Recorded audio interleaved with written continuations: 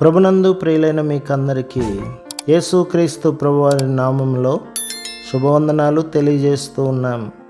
దైవజనులు బ్రదర్ భక్త సింగ్ గారి పరిచర్యలో నుండి అలసిన వాణిని ఓరడించు మాటలు. మే 17. నీతియను పైబట్టను నాకు ధరింపచేసి ఉన్నాడు. యెషయా గ్రంథం 61వ అధ్యాయం 10వ వచనం. అహరోను ధరించిన పొడవైన అందమైన తెల్లని అంగి విశ్వాసము ద్వారా మనము స్వీకరించు యేసుక్రీస్తు ప్రభు యొక్క నీతిని గురించి మాట్లాడుచున్నది. రోమపత్రిక 1వ అధ్యాయం 17వ వచనం, 10వ అధ్యాయం 3 నుండి 10వ వచనం వరకు, కొరింథీయులకు రాసిన 2వ పత్రిక 5వ అధ్యాయం 21వ వచనం.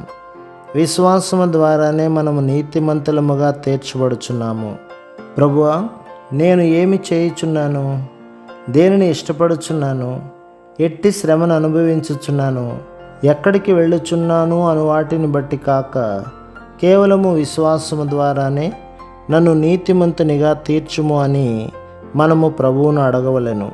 కన్నీరు కార్చుట, ఉపవాసములుండుట, ప్రార్థనలు చేయుట, శ్రమలు అనుభవించుట అను మన స్వంత ప్రయత్నములను బట్టి మనము నీతిమంతులము కాలేము. కానీ మన సృష్టికర్త రక్షకుడునైన యేసుక్రీస్తు ప్రభువు శిలువలో మన స్థానమును తీసుకొనని హృదయపూర్వకంగా విశ్వసించుట ద్వారానే నీతిమంతులము కాగలము.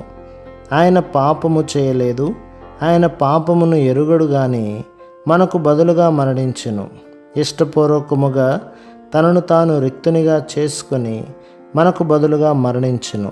మన పక్షముగా మనము చేసిన ఏ కార్యమును బట్టి గాక ఆయన యందు విశ్వాసముంచుట ద్వారానే మనము నీతిమంతులముగా తీర్చబడితిమి.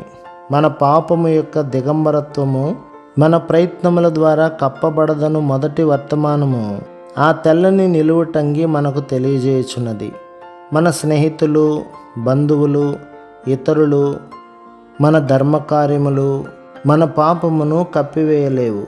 కానీ ప్రభువైన యేసుక్రీస్తు మన కొరకు మరణించుటను బట్టి ఆయన కృప ద్వారా మాత్రమే మన పాపములు కప్పబడును. మనలో చాలామంది మనలను బట్టి మనము అతిశయించదుము. కొన్నిసార్లు మనము వారి వలె, వీరి వలె నేను లేను, అతని వలె నేను బుద్ధిహీనుడను కాను, బలహీనుడను కానని మన హృదయములో అనుకునేదము. కానీ ఆ తరువాత మనము అనేకమైన బుద్ధిహీనమైన పనులు చేయదుము. మనము అనేకమైన తప్పుడు పనులు చేసి శోధనలో పడిపోదుము. మన స్వశక్తి మీద, సామర్థ్యం మీద ఆధారపడిన మరుక్షణమే మనం పడిపోదుము. మనము బుద్ధిహీనముగా ఒక మాట పలికి ఆ తర్వాత బాధపడదుము. ప్రభువు మనము బలహీనులమని, బుద్ధిహీనులమని చూపించుచున్నాడు. విశ్వాసముతో మనమిట్లు ప్రార్థించవలెను. ప్రభువైన యేసు, నీవే నా నీతికి ఆధారం. నేను నా స్వనీతిపై కానీ, నా ప్రార్థనలు, పుస్తకములు చదువుట, వస్త్రములు ధరించుటాను వాటి యందు కానీ, నా స్వంత వ్యక్తిత్వముపై కానీ ఆధారపడుట లేదు. ఆయన నీ నీతి అయినందున ఆయనకు వందనములు చెల్లించుము. ఆ తర్వాత అనుదినము ఆయన నీతినే మనము అన్వయించుకొనవలెను. ప్రభు మిమ్మును, మీ కుటుంబమును, మీ సంఘమును దీవించి ఆశీర్వదించునుగాక. ఆమేన్.